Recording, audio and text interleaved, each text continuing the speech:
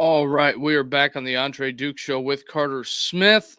Got a little bit of a different setup we got going here, so just wanted to check everybody, see how everybody's doing. We are getting closer to college football on this fine Monday. One more weekend, and then we got college football back. Just so everybody is aware, but one more weekend, college football is back.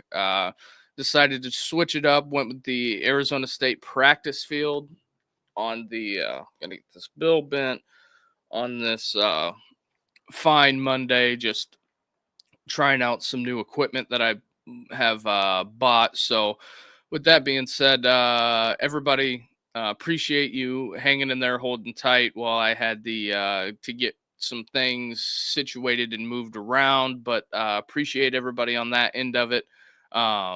If you can, give us a like and subscribe on this video. The goal is to get to 25 videos. Hopefully, you're a holdover from Steel City. Maybe you're an NFL fan, maybe you're a Steeler fan, but just want some engaging football talk. But yeah, like the banner says at the bottom, hit that like and subscribe button, and we will get this show on the road.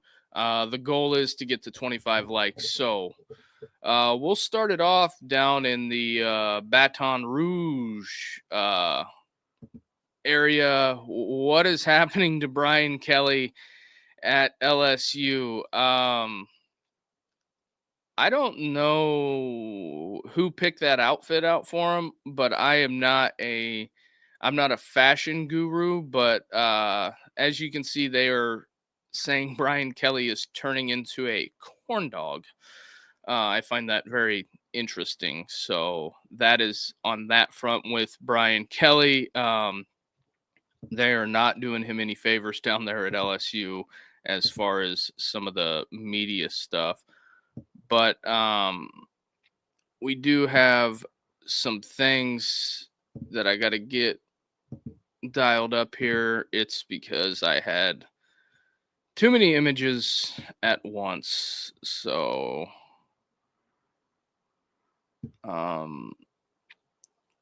we can hold on. I got to make sure everything is where it's supposed to be. Okay, I don't have that, or that. But we're freestyling a little bit here. That is something that I have learned to do. Carter and Richie still out, but we will keep the show going. Just trying to gauge people's interest on this topic here. I find fascinating. College football blue bloods. Andy Staples put this out. Alabama, Florida State, Georgia, LSU, Michigan, Oklahoma, Miami, Notre Dame, Tennessee, Ohio State, Texas, SC. That just missed the cut is Auburn, Clemson, Florida, Nebraska, Penn State. Nebraska once was a blue blood. I get that aspect of it. I don't know if I 100% agree with that. I would say Ohio State, yes. Alabama, yes. Georgia, yes, since they have Kirby. I would put Clemson in there above SC. SC hasn't won anything since Pete Carroll was there almost 20 years ago. So that's where I'm at on SC. Same thing with, Texas got one with Mac Brown. There was a long drought in there, but LSU deserves to be in there because they've had three different coaches win a national championship. The only one that hasn't won a national championship was Jerry DiNardo and Brian Kelly, which Brian Kelly is still in the hunt for that. But Jerry DiNardo, I believe, was the last guy before Saban, if my record is correct. But basically, the two coaches that won at Florida State, Bobby Bowden, which is a legend, and Jimbo Fisher. Jimbo, very interesting case study there. But Michigan, The last time Michigan was 2025 to 97, big drought in there. Oklahoma, it's been a while. Miami, it's been a while. Notre Dame 88. So Ohio State definitely deserves to be in there. Auburn's got a one-off with Cam Newton. I think that year they just caught lightning in a bottle. But Florida had the Urban and the Spurrier years, so I would say those are more productive. I mean, Dan Mullen took them, I believe, to back-to-back SEC championships, and that wasn't enough. So they let Dan Mullen go. So I find that real interesting. I think Dan Mullen, he's back at it out there at UNLV. We'll have to see how that pans out for Dan Mullen. So we will keep this show rolling, but I just thought that was an interesting graphic. I kind of wanted to gauge people's interest on that. That's just where we're at. Let me get that off there. And then, yeah, I find it fascinating that they would put Texas in there. Something that just, I wouldn't say that it doesn't sit right, but it's just something. Some not so good news. Oregon DB Trey McNutt, I believe, is from Ohio. Broke his leg in fall camp, so he's probably going to miss the entire year there at Oregon. That's a tough break for the kid. Hate to see that, especially for Oregon. Hate to see that. Injuries are never fun. We had the scary situation in the Falcons preseason game. Nobody wants to see that happen to anybody. That is just something that, I think that it's not fun for anyone. I kind of look at that and think, man, that's just a tough break. That's a tough way to start your college football career, but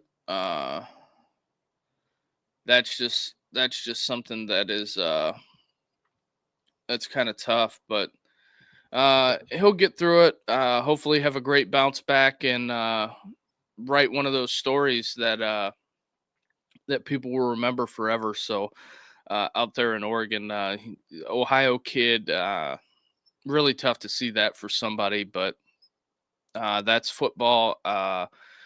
That's something that happens in this sport. Injuries happen. It's a war of attrition for the most part, but there is that.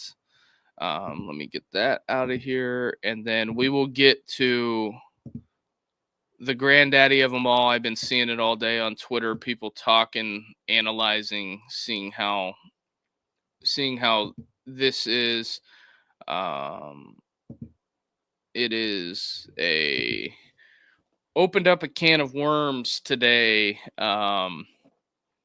Big can of worms. The AP poll is released. I find it very fascinating. The one poll that was released, I'm just going through this, trying to check out the latest news because, breaking news. Alabama quarterback Ty Simpson has been named at the starter. Shocker there. Ty Simpson named starter at Alabama. That is something I am not shocked by. So maybe some of you are, but I am not. That I would say that's why. That might be why Hayes Fawcett put out the eyeballs today. So, shout out to Ty Simpson being named the starting quarterback. I thought it was time. And before we get to the AP poll, also, I did see some things where Marcus Freeman did not name a starting quarterback, but he said the battle between CJ Carr and Kenny Minchey is coming down to the wire. I think that's very interesting. We'll have to see. I thought it was CJ Carr's job to lose. One of the guys has got to go out there and take it. We'll see how that turns out. When Carter gets back, it'll be more Notre Dame centric. He follows that program way, way closer than I do because I'm trying to follow everybody. That's why the Ty Simpson breaking news being named the starter at Alabama. We will see how that turns out. But anyway, without further ado, to the AP poll. This is something that I know a lot of folks are anticipating or were anticipating. Texas won. Not shocked. I am shocked that they did decide to leapfrog Penn State over Ohio State, but I think that's just surely based upon. I think if you look at the AP poll, I think they went quarterback centric, but I think that's why they leapfrogged Penn State over Ohio State, was just for the simple fact of Drew Aller. And I get it. The Ohio State fans are saying Drew Aller's not very good. We'll have to see. You never know what types of leaps and bounds a kid can make in the offseason. Ohio State 3, which is a solid ranking. I think if I'm a Buckeye fan, I'm not upset with that. The higher you start, the easier it is to finish.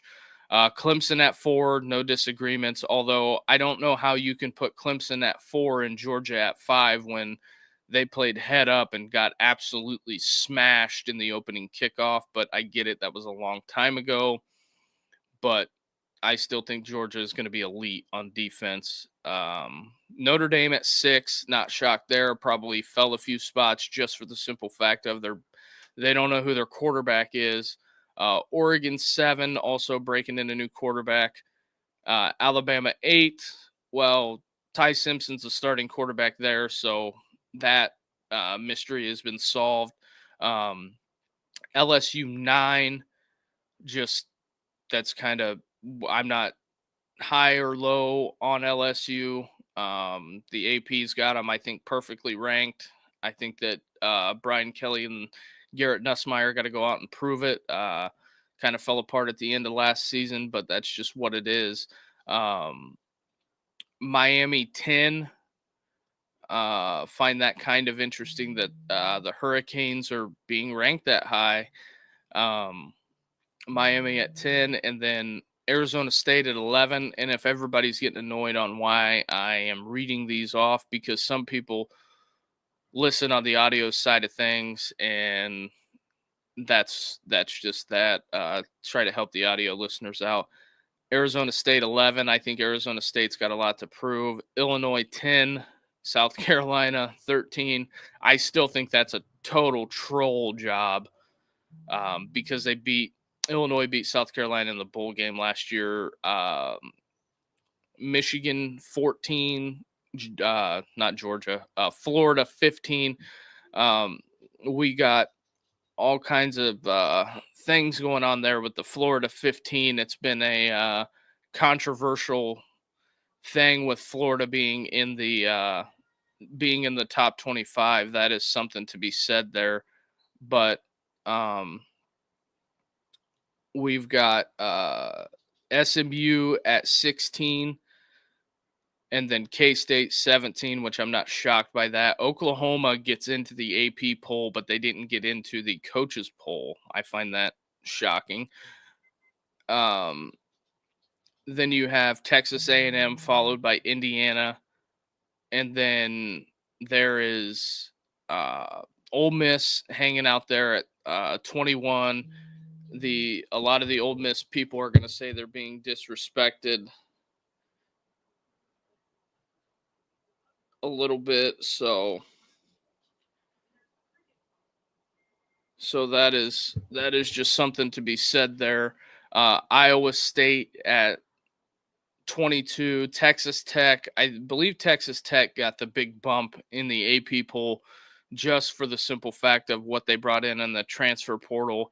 And then you have Tennessee at 24 and Boise rounding it out. See, they've started Boise State higher because I'm going to go out on a limb, and I think they're going to say that Boise State is going to be the group of 5 representative. That's who they've kind of anointed. That would think that that's why that they have started Boise State as high as they did, because it makes it justifiable more to the committee to say, well, they started at 25 and Boise State has only got to move. They've only got to move. They've only got to move 15 spots.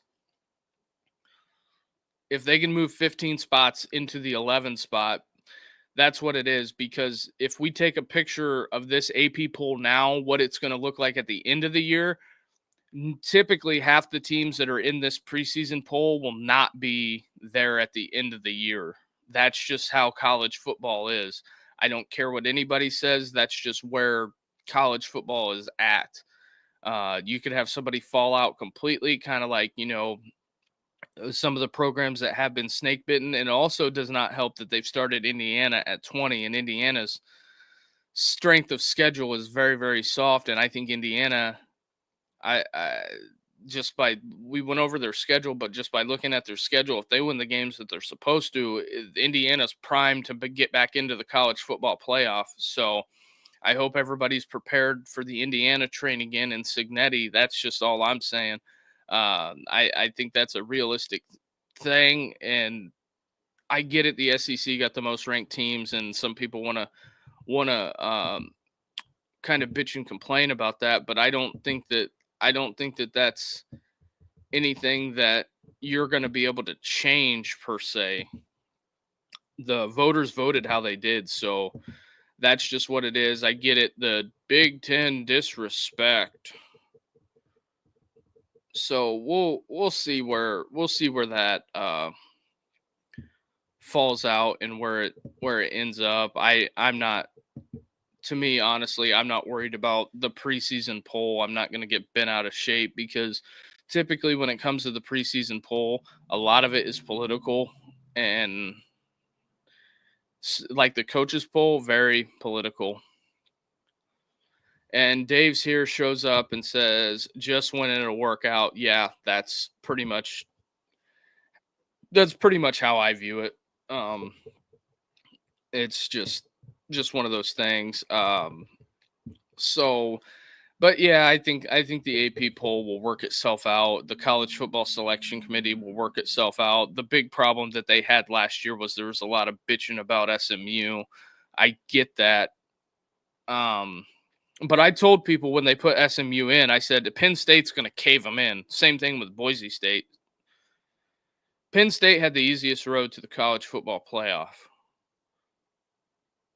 I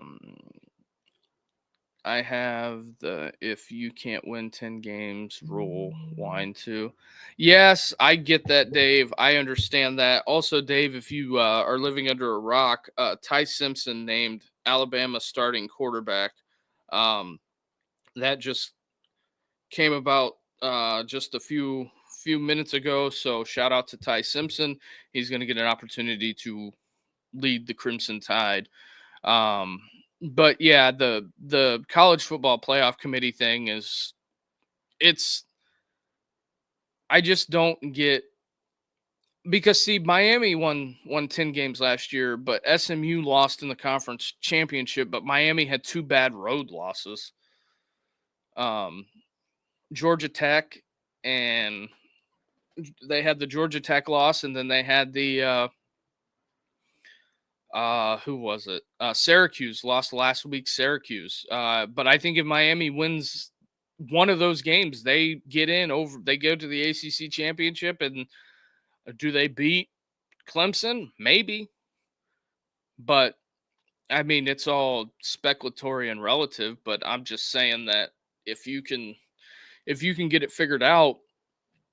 But I think for the SEC teams, they got to win 10 games. And I think the Big Ten teams got to win 10 games. And if you don't win 10 games, you win your conference championship, which I think that's what last year I had this chat when I did a solo show. I said they're either going to have to gerrymander Arizona State getting ranked high enough to get them a bye, which they did. But Arizona State won some games. They beat BYU at home in a thriller. So that's how that is. That is how that is. Dave's here says, but I can appreciate a 10-win team being upset. Well, see, here's the deal. The 10-win teams, the only 10-win team that really had an argument was Miami. But I don't know, was Miami better than Old Miss or Alabama last year? When but I get it, Georgia Tech took Kirby and the Dogs to the brink last year. So I think that's just something to be said there. But that is where we're at. We're at the end of the first segment here. But if I could get you to do one thing, hit that like and subscribe button and help us grow this channel. We kind of went dormant for a while, but we are back. We are going to be doing a lot of content on Saturdays. Hitting the like and subscribe button immensely helps us grow this channel. You don't know how much that helps. And if you have somebody that is a college football fan, send it to them. And we got the live discussion. We got Dave's here, a couple other people in the chat asking questions. We try to do this show for the fans of college football and try to talk about what you guys want to talk about at times. So that is kind of what we're trying to do here. But Carter and Richie will be back in due time, and that is just what that is. But speaking of the AP poll, we will bring up these two Florida topics. Jeff Lebby and Mississippi State just can't get a break here. Florida and Mississippi State each play 7 preseason AP 25 teams this year. In the SEC schedule for Florida is just basically flipped. Like they have Florida at home, they have the neutral site against Georgia. Mississippi State comes to Gainesville. It's just the same schedule flipped because they got rid of divisions. There is no more crossover games. So that kind of unmuddies the water and they just take the 2 teams with the best record. But I will have to say that for some of the teams that it did not do a service for, like Mississippi State, but I mean, it gets them out of playing Alabama, LSU, Ole Miss, Arkansas, the old SEC West, but I mean they get seven of their 8 games are in there.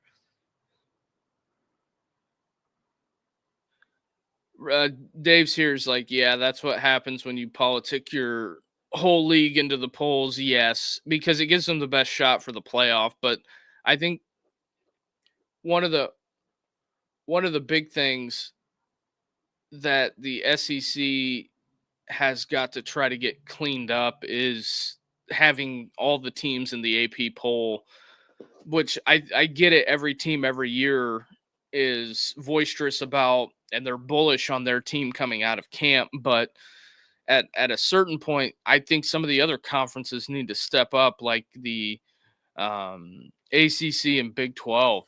They got to step up and start competing at a national level because I think if you go back and look, almost all outside of Clemson and I think Oklahoma and Texas winning those one-off years, it's either Big 10 or SEC. I know in the last 25 years, the SEC's got 14 and a half national championships. Yeah, I get it, Dave. Everybody thinks they're going 11-1 right now in the SEC. That's just something that's embedded into their minds. Now, do I think that they'll all go?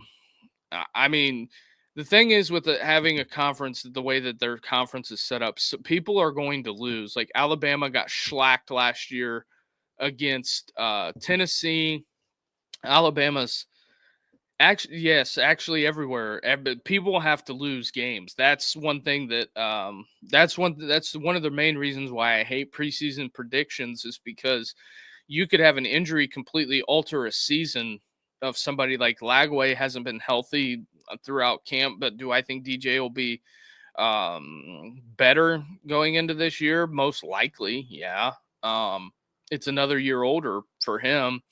And I think if he has a big year this year and has a big year his junior year, he's off to the NFL. And Billy Napier can say, look, I have a first round NFL quarterback. So the quarterbacks are going to be, I got to go to Florida, work with Billy Napier.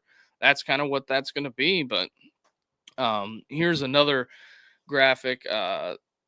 uh, that Tom put out. I don't think the Gators are going to stink, but them at 12 is ridiculous, is what he says in the AP poll. If you look at the last at the way Florida ended the year last year, the Gators beat Ole Miss. They beat uh, and they beat LSU. Who gets healthier at the beginning of training camp and football year? Yeah, that's going to be a lot of it, because if Blagway is completely healthy rolling into the season, I don't see how Florida isn't a dangerous team. I mean, Ole Miss took them lightly and LSU took them lightly, and they beat them. Those are their two back-to-back wins, and then they curb stomped Florida State. So Florida had a pretty decent winning momentum going into the offseason, and I think it translated into recruiting. Um, I think Florida had a top 25 class. I get it wasn't number one, but I think that's good for where they were. Everybody had Billy Napier going in the Mississippi State game dead and buried after the A&M. But Miami turned out to be really, really good on offense. Cam Ward slung that thing all over Gainesville. But that's just one of the things that comes with the territory down there in Florida. Their expectations are the same as Alabama. So, I mean, if you watch that SEC any given Saturday, they were calling Billy a bum and yelling at him throughout the crowd as they got their ass kicked. And the first thing Billy needs to do, Billy needs to buy the quarterback many beers. Right? Yes. If they go out there and try to push for the college football playoff. But what Billy Napier go up to the podium and say, took full responsibility and told the world in the press conference, this is on me. I have to get better. He took full responsibility for it. So I don't know what else you want the guy to do. And then one of the images that they caught, a clip during the SEC during that same show is before I think they went out there to. It was after the A&M game. They were getting a break for the day, and Billy told them, said, "Do not let them divide us." And so I think they were all on the same page, and they rallied. And Lagway made comments about that, saying, "Hey, they're trying to fire my coach, and we're gonna play." And they really like Billy Napier, so that's just something that is out there in the news that I think the Gators took offense to. So that's just something that I'm looking at, and I think Florida can rally. They're just basically they got to puke and rally at this point. So that is what that is.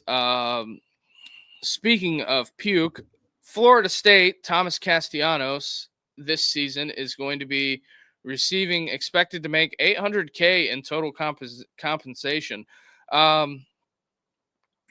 Good for Thomas. He's getting paid, so that's kind of what it is. It didn't work out at Boston College. As some people had said earlier, it was reported by Coach JB that Castellanos quit on Boston College when he got benched. So do I think Mike Norvell is going to do the same thing? I mean, he's got Gus Malzahn as his offensive coordinator. Gus Malzahn, very, very creative, but I think that at a certain extent, Castellanos spits the bit and he gets benched again. Is he going to quit on the team like he did at Boston College? I don't know. Do you trust him? He's getting paid $800K, but he had to leave the team, so Dave's here says $800K seems about right for a Power 5 starting quarterback. Yeah, $1 million in compensation. Riley Leonard, $1 million. Will Howard, $1 million. So right at that limit. And also, Florida State with the way that Mike Norvell handled things there last year. Do I think Mike Norvell's a good football coach? He was good at Memphis. It's been up and down at Florida State. I think if he has another bad year, he's probably going to throw his assistants under the bus again, but that's just me, what I think he will do, but he hasn't done anything to disprove that. So, but he's also got a really big buyout, and I think Florida State doesn't have the cash to do that and hire a new staff, so they're kind of stuck. But also, buddy, we got to remember here, in the event that they do find some nickels in the couch cushions, the first time I think that they get to fire Mike Norvell, they're going to. That's just what I think they'll do, because I don't think that unless he returns it to 10-2 and they're pushing for the college football playoff every year, because I think that's kind of what the expectation of Florida State is. And I kind of think that Bobby Bowden didn't lose a lot of games. Jimbo was great for a period of time, and then it just kind of fell off. But also on the Castellanos hook, his comments about Alabama not having Nick Saban and they got to stop him, I think that is going to be laser focused. Kane Womack and the boys, they are probably going to come out with a hellacious game plan. Prime ends up there, heals all wounds. Do I think Prime is holding out for Florida State? I don't know. If if Prime went anywhere, I think Prime would go to Miami, South Beach, because it would be the biggest slap in the face after they didn't hire him. Because a little revisionist history, Auburn, Florida State, and Colorado, I think, all had vacancies to where they could have hired Prime. Auburn didn't do it. They went with Hugh Freeze. Hugh Freeze is 11-13, but also Deion Sanders is 13-12. So there's not a lot of difference in the records. The conferences are two fundamentally different conferences. So I think that one of the bigger things that Hugh Freeze was combating at the time is that Brian Harsin left him a ruin, and I think Hugh Freeze is a year behind on progress. That is one thing that happens. But also, I will tell Auburn fan for pounding the table for Hugh Freeze to be fired. You can do that, and if you hire the wrong guy coming in like you have before, because you guys pushed so hard to get rid of Gus Malzahn, I think that at a certain extent, you can completely blow the program up. That's what you run the risk of doing with the transfer portal these days. Some people don't agree with that, but you run the risk of blowing the program up. That's just something that is there. That's something that's always in the back of the minds of people. Because if you have a bunch of kids that signed up to play for Hugh Freeze and Hugh Freeze ain't there, not good. Not good. So there's that. That you want a perfect example of that? Look at what Marshall is this year, because I believe they lost 32 guys that all transferred to Southern Miss that went with Coach Huff. I would not be shocked if Coach Huff is not in the conference championship game. He completely gutted Marshall when they wouldn't give him a new contract. You watch Charles Huff, Southern Miss, he wins a lot. If he wins 7 games this year, that's just what it is. I'm hiring a coach from a team with a fairly good roster. Yeah, that also has a lot to do with it, because I think Auburn fans need to pay attention to what Southern Miss is. I get it. It's Sunbelt football, and you're like, what the hell does that got to do with us? But that's what happens when you're a university that thinks that the coach, you can just go get anybody and they're going to win. Now, could Marshall be good, and could I eat my words on this? Oh, 100%. But at the end of the day, let's not remember, go look at their transfer portal. Southern Miss took almost a quarter of Marshall's roster, and they're just not anybody. They're starters and key subs. That's what they took. So you're basically getting what Marshall was last year that won the Sun Belt at Southern Miss. And I think Charles Huff, if he wins 6 games, I consider that a success from where that program was a year ago. So, and also they open up with Mississippi State, I do believe. I'm not so hard pressed that I ain't going to take, I'm not going to take Southern Miss in that, because you got to remember Charles Huff went into South Bend, Indiana, Marcus Freeman's first year, and went in there and kicked Notre Dame in the teeth and got the win. That's what put Charles Huff on the map nationally in the coaching realm, in my opinion. Going up there as a group of 5 team, beating Notre Dame at Notre Dame Stadium. How many times does that happen? Except Thomas Hammock a couple years later with Northern Illinois. But you know, what was Marshall's betting line plus like 2,000? I'm sure there's nobody laid Marshall money line unless you're an absolute Notre Dame hater, but that's all I'm saying on that end of it. So just Auburn fan, pay attention to that because that could happen to you because you could fire Hugh Freeze and somebody we'll just throw it out there. Somebody like John Summerall could take a job and Tulane hires Hugh Freeze.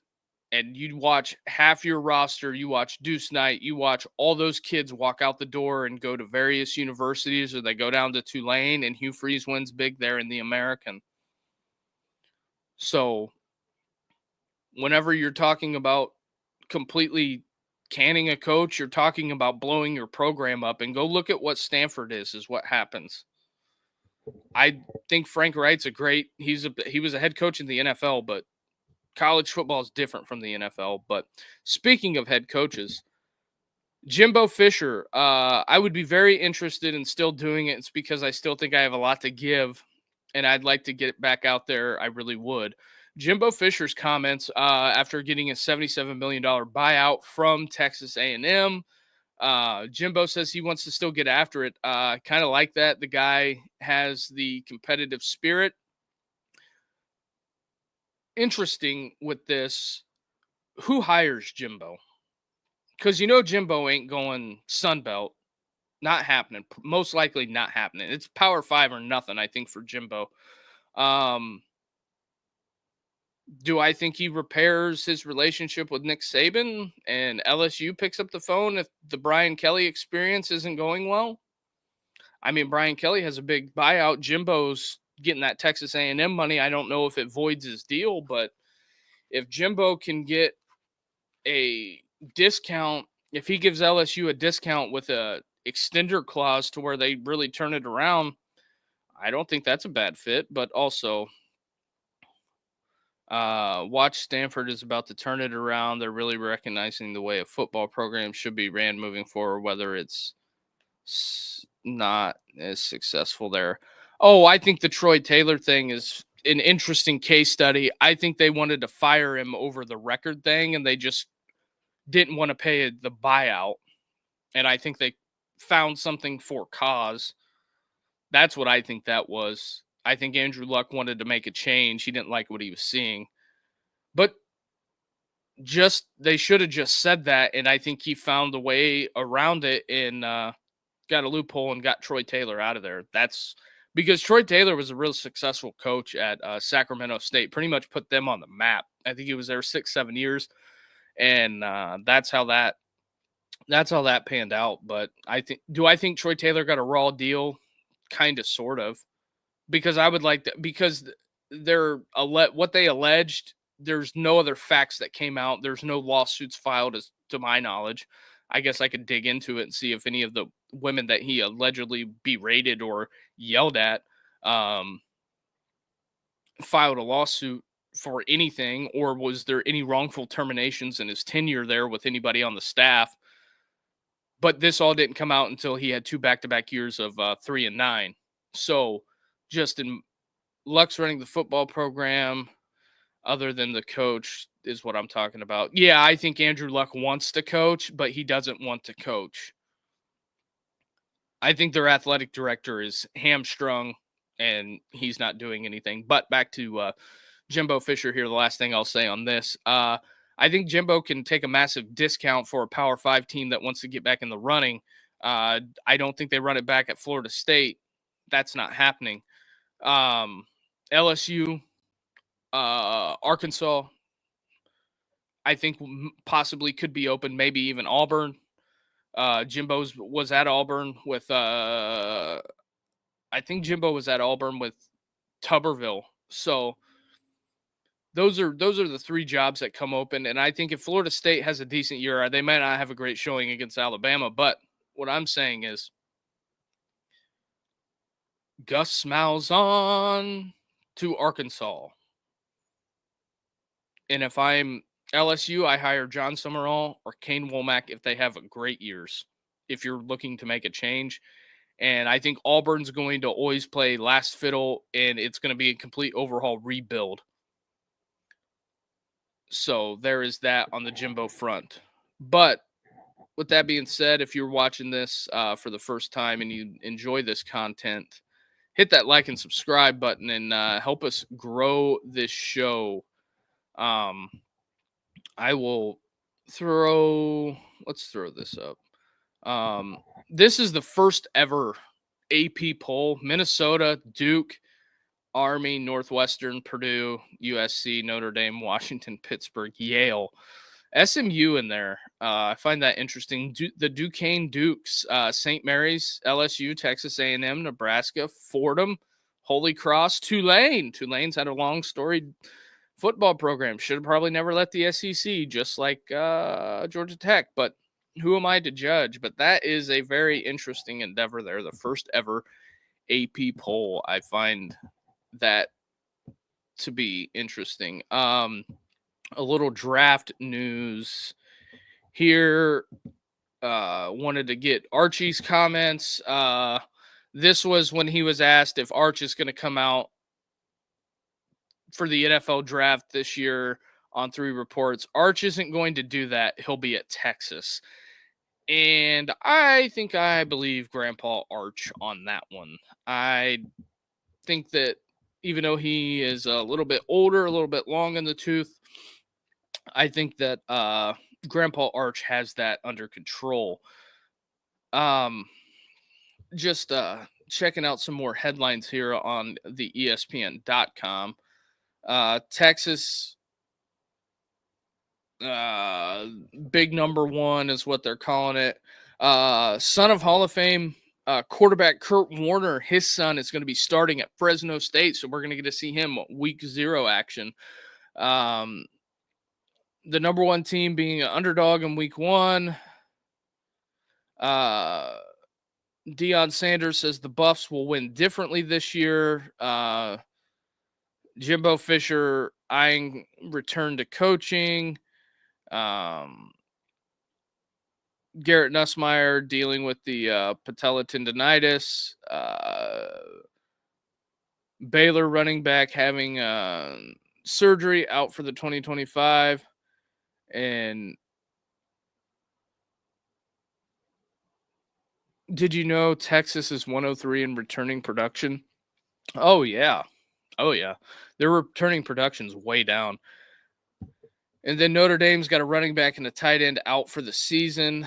That is not typically ideal. Trying to get this up. A lot's going to be falling on Jeremiah Love. I know that this year. But I do think with Notre Dame, if they start Kenny Minchie, that brings a running aspect to the offense. So there is that. And then one more revisionist history thing that I would like to bring up here is the single season yards per game.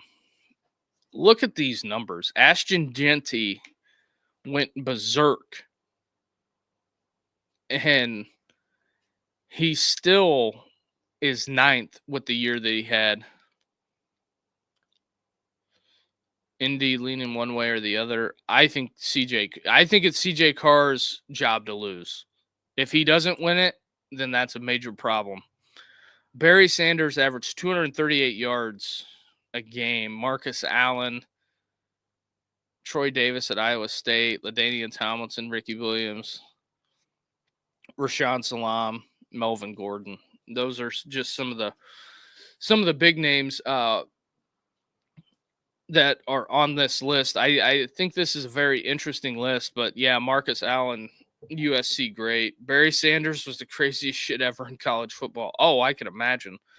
I mean, just by the way it was in the NFL, but I know I harp on this a lot, this next topic. I don't know how they can fix this because Fox is ruining college football. It's ruining the Big Ten. If I'm the Big Ten, under no circumstances, zero, zilch, nada, am I re-signing a deal with Fox after this horse shit. Ohio State will play its 3 biggest regular season games of the year on Big Noon kickoff. Texas, Ohio State, Penn State, Ohio State, Michigan. If I'm the Big Ten or if I'm Ohio State, I'm saying you're either getting rid of this deal and we're not re-signing because we're done playing noon games. Period. And I think Fox is going to blow themselves out of the market unless Fox doubles the deal. Unless it's a $14 billion deal.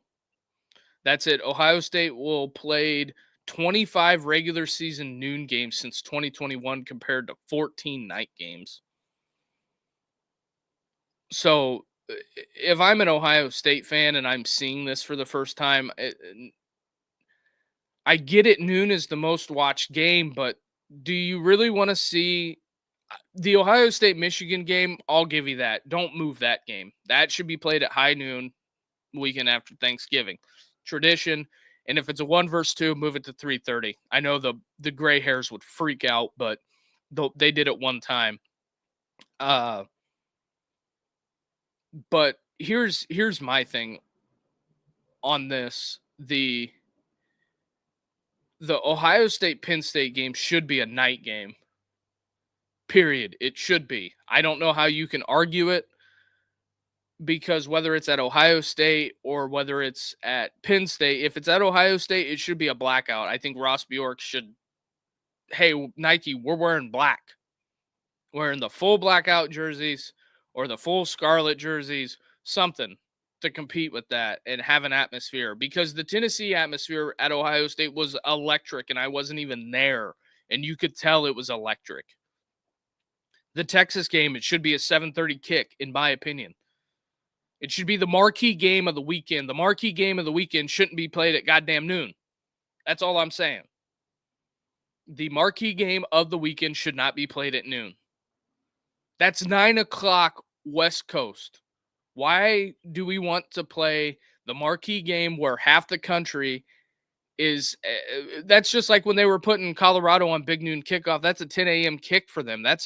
Why do I want to? Why? Why can't they have a normal game time?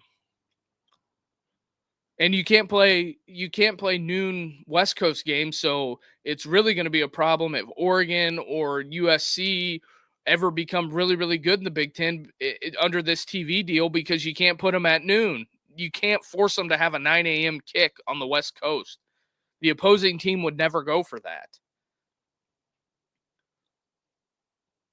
Or unless Ohio State just says, well, we're just going to line up and kick it at 7:30. What's Fox going to do? Not air the game? They might get sued, but I just that's the one thing where the people want to talk about, well, Notre Dame should join the Big Ten. No. I don't want to see Notre Dame at noon every week. Why do you want to put them at noon every week? That's what they'll do. Ohio State and Michigan play more noon games than anybody. It just gets old after a while. And then your night game is going to be what? Western Michigan last year? Yeah, that's no offense to Western Michigan, but that's not what I'm tuning in for. Not even close. So that's my opinion on what I think they're doing, what Big Noon Kickoff is doing. It's just unbelievable. I don't know why we have to do this. The fans don't like it. Guess what? Michigan has had 25 noon games in the same period. I know. They just put them at noon. That's why Ohio State and Michigan should just tell them, no, we're not doing it. Not happening. Not happening, Captain. But anyway, in other news, we have the best 4 players in college football. Very controversial here. You have DJ Lagway, Jeremiah Smith, Ryan Williams, Jeremiah Love.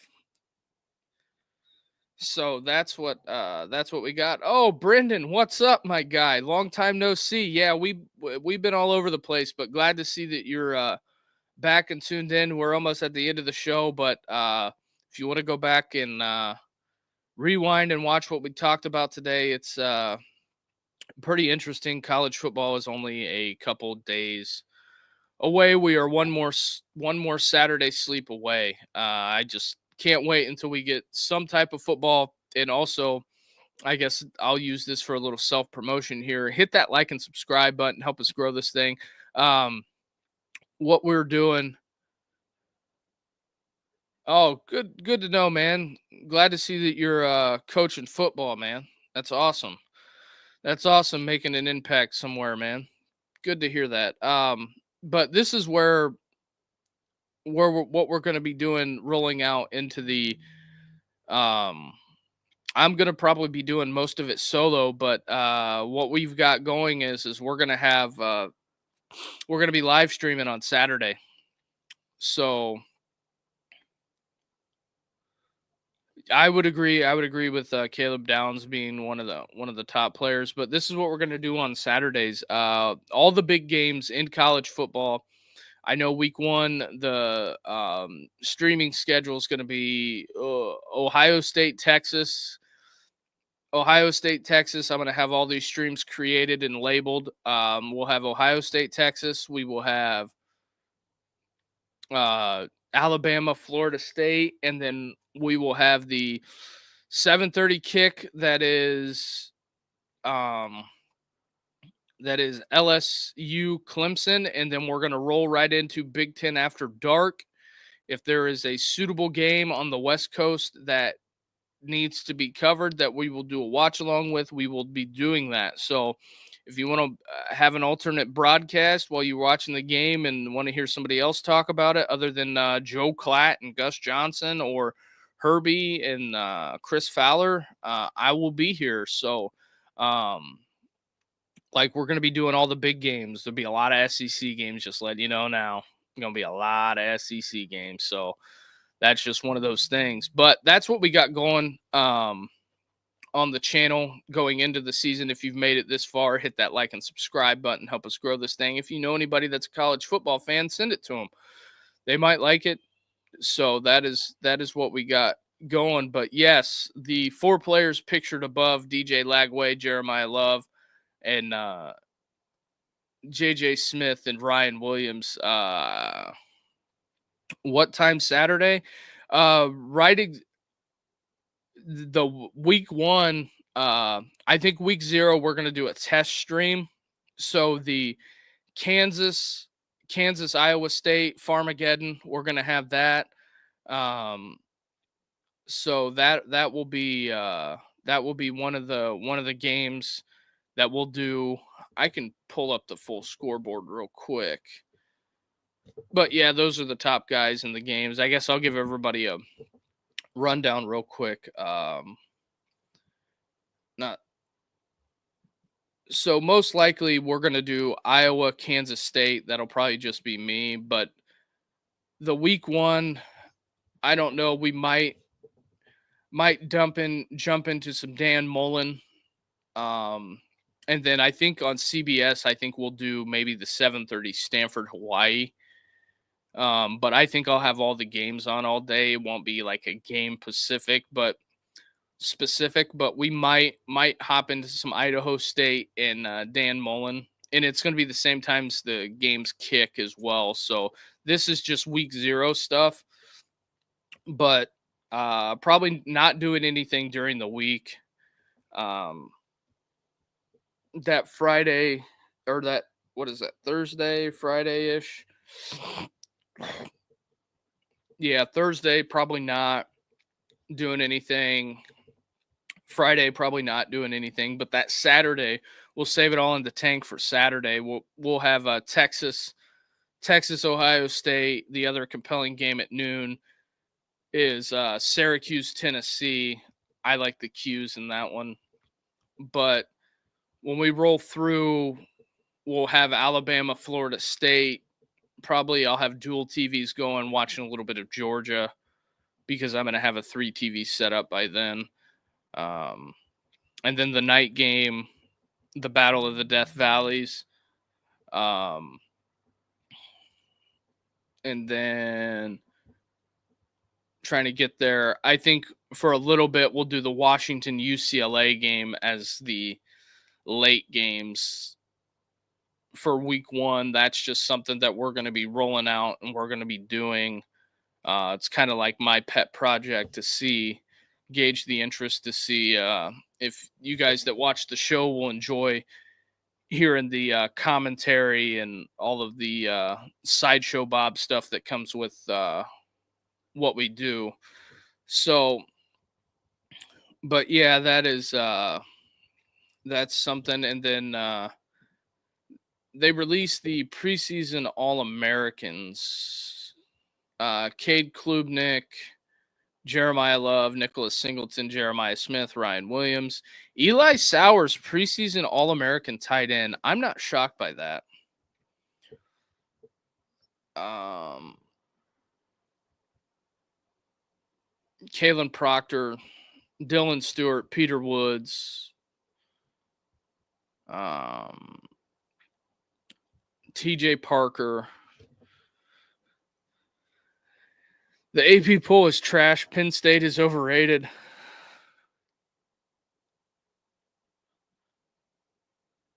B Money, y'all think you got a shot week 1? It depends on who you're talking about there, B Money TV. It just depends. Are you talking about? Now, I have a bunch of hats. If you're talking about Tennessee, no, I think Syracuse is going to beat Tennessee. I know I'll probably piss off some Tennessee people with wearing a Tennessee hat, but I'm cool with the rest of the top 5. Yeah, I get that, but yeah, that's where we're at. But nothing too crazy. But the show schedules going forward is that typically this show, the college football show, will start at Indy versus Miami. Ooh. It depends on how Carson Beck plays and who the starting quarterback is at Notre Dame. But also, if Notre Dame can come out and run the ball, the starting quarterback thing's not that big of a deal, I don't think. Angeli gonna get it done? Laughing faces? I don't know. But Steve looked pretty good. He marched that ball down the field against Penn State. So we'll see. We'll see where this whole thing shakes out. But yeah, the show schedule going forward is Steel City, the NFL show. If you're interested in NFL football content, it's going to be there. Try to start that 6:30 to 7. Take a little bit of half-hour break. Get everything situated for this show. That is kind of what happened. It got a little jumbled up tonight, just for the simple fact of I had some things that happened. Had to deal with and to get that going. But we're going to try to get you guys 6 college football shows a week. Steel City will not run on Saturday, but when the Steelers kick off Saturday night, we will do a live stream for the Steelers. I believe it's Steelers Buccaneers for the Saturday stream, and that is what we got going. But other than that, whenever it comes time for the NFL to start the regular season, I think on Sundays we're going to start doing some NFL live streams. When you run and play defense, you just need a QB who doesn't turn it over and picks up the first down now and then. Don't have to be Tom Brady. Dave's here is 100% right. That's what Riley Leonard did for the majority of the year. Even though we couldn't stretch the field, although the offense looked completely transformed when Angeli came in and was slinging it around. But that's just one of the things. I want to give a big shout out to Dave's here and Brendan for popping into the channel tonight. You guys have been with us ever since pretty much the beginning. You guys have been around for a long time, so I appreciate all you guys coming in and hanging out with us tonight. We'll be back tomorrow, 7:30. And if you're not doing anything early, you can always pop into the NFL show talking various NFL topics. And that show's only a half hour long. It's not the full hour that is this show. But we will be back tomorrow. Appreciate everybody. Hit that like and subscribe. We're going to have the live streams coming. on Saturday. So that is something to look forward if that is your thing and you want to get in here and chop it up and talk some shop. So that is where we're at. But appreciate everybody tuning in. Like and subscribe button. We picked up a couple more subscribers since Saturday. Appreciate those new people coming aboard. But everybody have a wonderful evening, and we will catch you later.